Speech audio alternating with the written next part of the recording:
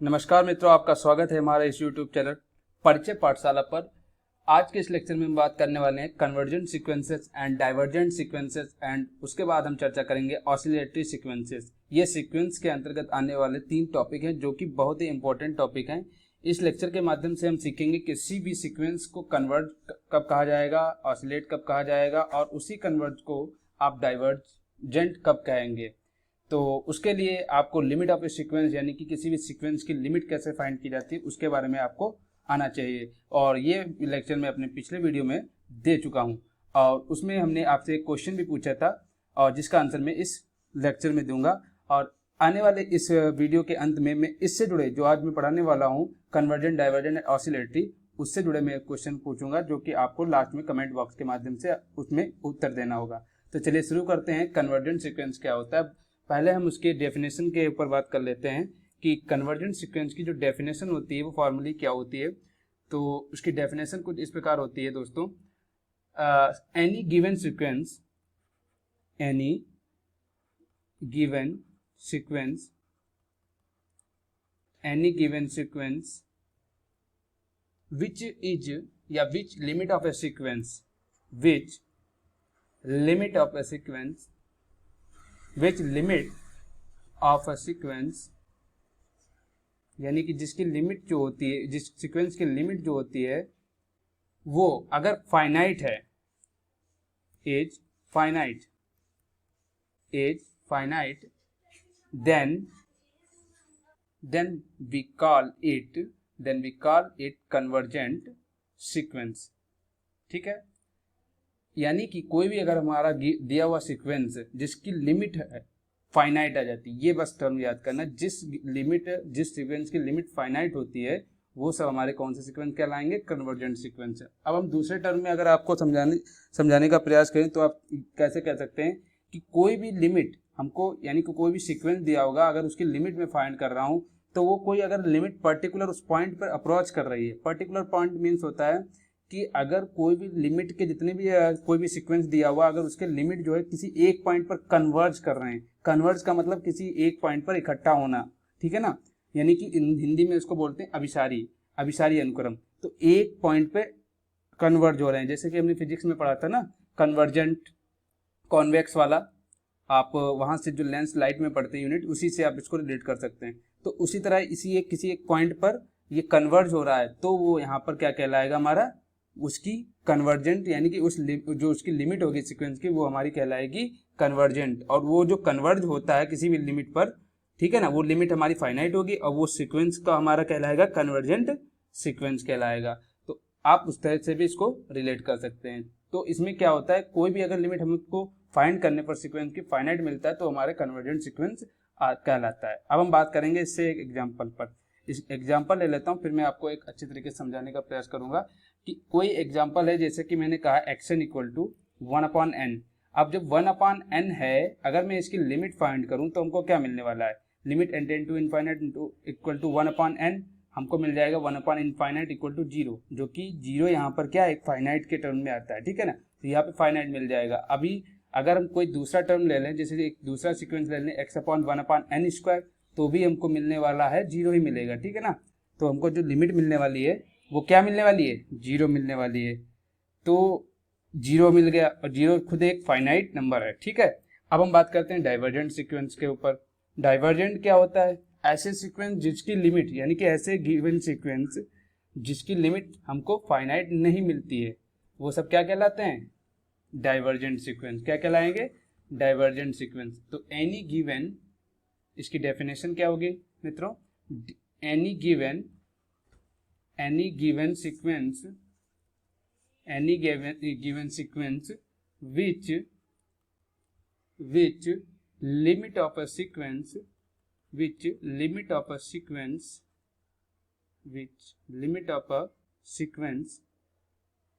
is in non finite भी बोल सकते हैं आप, इज नॉट फाइनाइट भी बोल सकते हैं आप, ठीक है, या इनफाइनाइट कह सकते हैं, is not finite, is not finite, then ये finite है, ठीक है, then we call it call it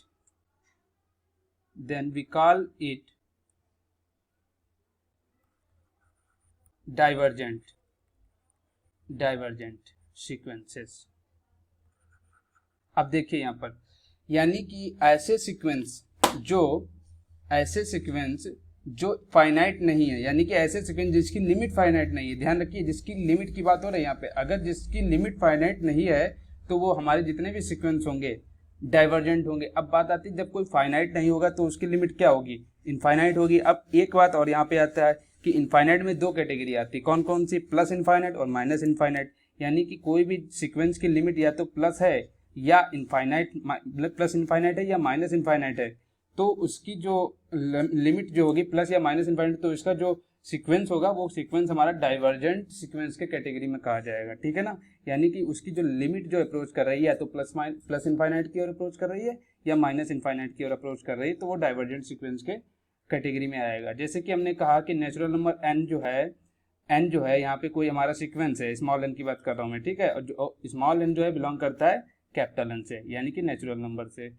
तो इसका अगर हम कहें कि xn इक्वल टू n जो है ये कौन सा सीक्वेंस होगा, तो हम ये कह सकते हैं कि ये जो सीक्वेंस है ये हमारा डाइवर्जेंट सीक्वेंस है। कैसे, क्योंकि इसकी जो लिमिट मूव करने वाली है तो वो कहाँ तक जा रही है, प्लस इनफाइनाइट की ओर जा रही है, 1 2 3 4 एंड सो ऑन, तो ये प्लस इनफाइनाइट तक जाएगी, तो ये जो हमारी लिमिट होगी प्लस इनफाइनाइट आएगा इसका आंसर, ठीक है। तो ये हमारा क्या कहलाएगा, डाइवर्जेंट सीक्वेंस। अगर मैं यहाँ पे माइनस कर दूँ, -1 -2 -3 एंड सो ऑन, तो ये माइनस इनफाइनाइट मिलने वाला है, तो ये हमारा डाइवर्जेंट सीक्वेंस हो जाएगा, ठीक है। अब स्टूडेंट्स मैं आपको एक बात बताना चाह रहा हूँ कि अगर मैंने कन्वर्जेंट में आपको क्या बताया था, अगर कोई लिमिट फाइनाइट मिलती है किसी भी सीक्वेंस की तो हमारा कन्वर्जेंट कहलाता है।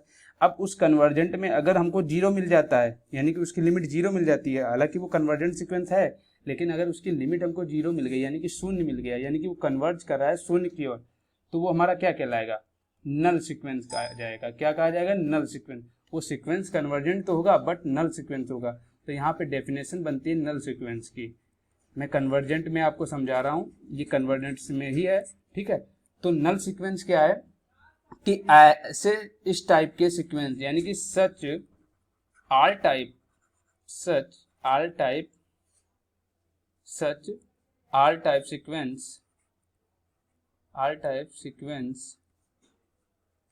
Sequence which diverge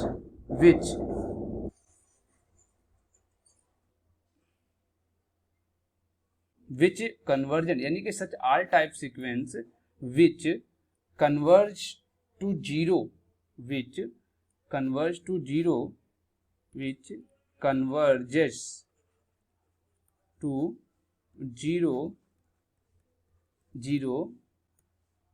is called null sequence. यानी कि इसका मीन्स क्या हुआ कि ऐसे सीक्वेंस, इस प्रकार के सीक्वेंसेस जिसकी लिमिट यानी कि जो लिमिट, जिस सीक्वेंस की लिमिट कन्वर्ज करती है जीरो पर, वो सभी हमारे क्या कहलाएंगे, नल सीक्वेंस कहलाएंगे। इसको मैथमेटिकली हम कैसे लिखेंगे कि limit n tend to infinite आप लिख सकते हो, अगर उसके बाद एक्शन या un जो भी आप हमारा सीक्वेंस का जो आप नोटेशन होगा, और उसके बाद अगर जीरो मिल जाता है तो वो सब हमारे नल सीक्वेंसेस कहलाएंगे, ठीक है।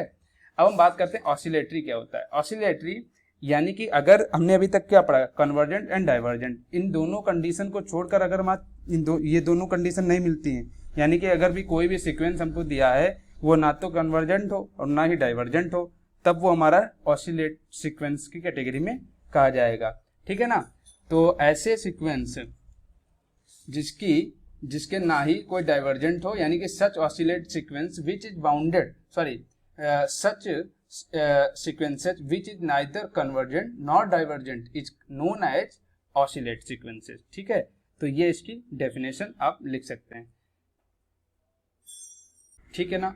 तो ये डेफिनेशन हो गई। सच टाइप ऑफ भी बोल सकते हैं, तो such type of sequences which is neither convergent, यानी कि वो कन्वर्जेंट भी नहीं है और ना ही वो डाइवर्जेंट है, तो ऐसे सीक्वेंसेस हमारे ऑसिलेटिव सीक्वेंसेस की कैटेगरी में आ जाते हैं। अब शुरू करते हैं हम लोग फाइनाइट। अब देखिए कोई भी सीक्वेंस ऑसिलेट तब को होगा, इसमें भी दो कैटेगरी होती हैं, फाइनाइट ऑसिलेट और इनफाइनाइट ऑसिलेट। तो क्या होता है फाइनाइट और इनफाइनाइट, उसके बारे में भी जान लेते हैं। जैसे फाइनाइट तो होगा, मतलब फाइनाइट ऑसिलेट में हेडिंग डाल देता हूँ, finite oscillate sequence, finite oscillatory sequence बोल सकते हैं या फाइनाइट ऑसिलेट सीक्वेंस भी बोल सकते हैं, ठीक है। तो ये हो गया फाइनाइट ऑसिलेट सीक्वेंस। अब देखिए फाइनाइट ऑसिलेट की डेफिनेशन क्या हो जाएगी, फाइनाइट में बस एक कंडीशन हो जाएगी, सीक्वेंसेस तो हमारा ऑसिलेट होगा, लेकिन क्या होता है कि कभी कभी इस पहले मैंने आपको ऑसिलेट सीक्वेंस का एक एग्जांपल दे देता हूं, जिससे आप फाइनाइट ऑसिलेट सीक्वेंस के बारे में आसानी से समझ जाएंगे। जैसे कि हमने कहा कि ये जो है ऑसिलेट है, कैसे, जैसे मैंने कहा -1 की पावर n जो है इस ये कोई सीक्वेंस है, इसको एक्सपेंड करेंगे तो हमको 1 -1 1 -1 ऐसे मिलता रहेगा, ठीक है ना। तो इसकी जो रेंज निकलने वाली है वो 1 और -1 मिलेगी। तो अगर हम इसका सुप्रीमम और तो ये जो सीक्वेंस हो गया, देख रहे हैं ना ही ये बाउंडेड है, पहली बात, सॉरी ना ही ये कन्वर्जेंट है क्योंकि इसकी फाइनाइट लिमिट नहीं है, ठीक है। इसकी दो लिमिट निकल रही है 1 और -1, तो इसकी दो लिमिट मिल रही है, तो ना ही ये कन्वर्जेंट हो ही नहीं सकता और ना ही ये डाइवर्जेंट है, क्योंकि डाइवर्जेंट की कंडीशन क्या कहलाती है कि वो प्लस इनफाइनाइट होना चाहिए या माइनस इनफाइनाइट होना चाहिए, वो भी नहीं हो रहा है। तो यानी कि कन्वर्जेंट और डाइवर्जेंट नहीं है, इट मीन्स ये ऑसिलेट होगा। तो ये एक ऑसिलेट का एक एग्जांपल हो गया। अब फाइनाइट ऑसिलेट को बात करना है, उसको कैसे समझेंगे, इसी में ही दिया हुआ है। एक देखिए ये एग्जांपल मैंने ले लिया, अब मैंने यहाँ से दो लिमिट फाइंड कर ली। अगर वो लिमिट जो आती है वो अगर बाउंडेड है, देखिए इसमें बाउंडेड में क्या कंडीशन होती है, एक सुप्रीमम एक इन्फीमम होना चाहिए, इसमें दोनों हमको पता है, इसमें इन्फीमम -1 है, सुप्रीमम इसका 1 है, तो ये बाउंडेड हो गया। अगर वो जो सीक्वेंस किसका सीक्वेंस, ऑसिलेट सीक्वेंस, ऑसिलेट जो सीक्वेंस अगर बाउंडेड है तो वो जो सीक्वेंस हमारा क्या कहलाएगा, फाइनाइट ऑसिलेट सीक्वेंस कहलाएगा, ठीक है ना। तो वो हमारा फाइनाइट ऑसिलेट सीक्वेंस कहलाएगा, ठीक है, फाइनाइट ऑसिलेट। बस कंडीशन क्या ध्यान देनी है कि वो बाउंडेड होना चाहिए। कौन सा सीक्वेंस बाउंडेड, ऑसिलेट में जो लिमिट आती है अगर उसकी लिमिट बाउंडेड है तो वो हमारी फाइनाइट ऑसिलेट कहलाएगा, ठीक है ना। अब बात कर लेते हैं इनफाइनाइट क्या होगा, इनफाइनाइट ऑसिलेट क्या होगा, infinite oscillate sequence, infinite oscillate sequence. तो इनफाइनाइट ऑसिलेट सीक्वेंस में क्या हम कहेंगे, देखिए इनफाइनाइट ऑसिलेट जो सीक्वेंस होगा, ऐसे ऑसिलेट सीक्वेंस जिसकी यानी कि जो अनबाउंडेड है, जिसकी जो लिमिट आएगी वो अनबाउंडेड है, बस इसमें यही है इसका ठीक कंट्राडिक्शन, अनबाउंडेड है तो वो हमारा क्या कहलाएगा, क्या कहलाएगा, इनफाइनाइट ऑसिलेट सीक्वेंस कहलाएगा। क्या कहलाएगा, इनफाइनाइट ऑसिलेट। जैसे कि हमने एक एग्जांपल ये वाला ले लिया कि -1, अगर हमने कहा इसका एक एग्जांपल दीजिए, तो इसका एक बेस्ट एग्जांपल यही होने वाला है कि n × -1 की पावर -n, ठीक है ना।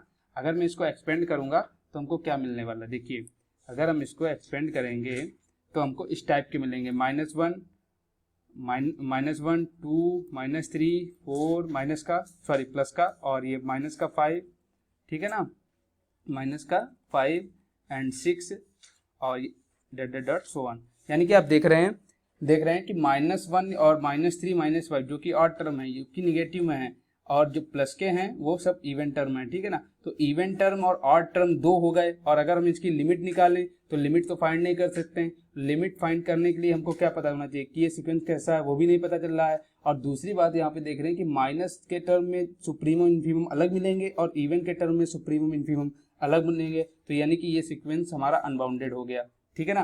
तो ये जो सीक्वेंस होने वाला है वो अनबाउंडेड हो गया, अनबाउंडेड की कंडीशन आ गई तो ये इनफाइनाइट ऑसिलेट सीक्वेंस हो गया, ठीक है। तो ऐसे सीक्वेंस जिसके इनफाइनाइट और अनबाउंडेड हो जाए, जो सीक्वेंस अनबाउंडेड हो जाए वो हमारा सीक्वेंस क्या कहलाएगा, ऑसिलेट हो जाएगा। एक बार फिर से मैं कह देना चाहता हूँ कि ऑसिलेट में ना ही वो डाइवर्जेंट होना चाहिए, ना ही कन्वर्जेंट की डेफिनेशन सेटिस्फाई होनी चाहिए। अब हम बात करते हैं अपने लास्ट लेक्चर के क्वेश्चन की। क्वेश्चन हमारा कुछ इस प्रकार था, find the limit of a sequence x n equal to 2n/5n-3। तो इसका आंसर राइट आंसर होने वाला है 2/5। तो ये 2/5 यानी ऑप्शन सी इज राइट। आज के इस क्वेश्चन वीडियो का जो क्वेश्चन है वो कुछ इस प्रकार है, if x n equal to 2n² + 3 upon 2n² - 3 then the given sequence is convergent, ये बोल रहा क्वेश्चन है। तो इसका आंसर आपको देना है कमेंट बॉक्स के माध्यम से। ऑप्शन ए होगा no, option B may be और नॉट, ऑप्शन सी यस, या option D none of this. तो इसका जो राइट आंसर है वो आप हमें कमेंट बॉक्स के माध्यम से दीजिए, और इसका अगला जो इसका आंसर जो होगा वो अपने नेक्स्ट वीडियो में आपको पता चल जाएगा। तो मिलते हैं अपने नेक्स्ट लेक्चर में और इससे रिलेटेड अलग टॉपिक से जुड़े हुए जो कि बहुत ही इंपॉर्टेंट है, जिसमें बोल्जनो-वीयरस्ट्रॉस या कॉची सीक्वेंस आएंगे।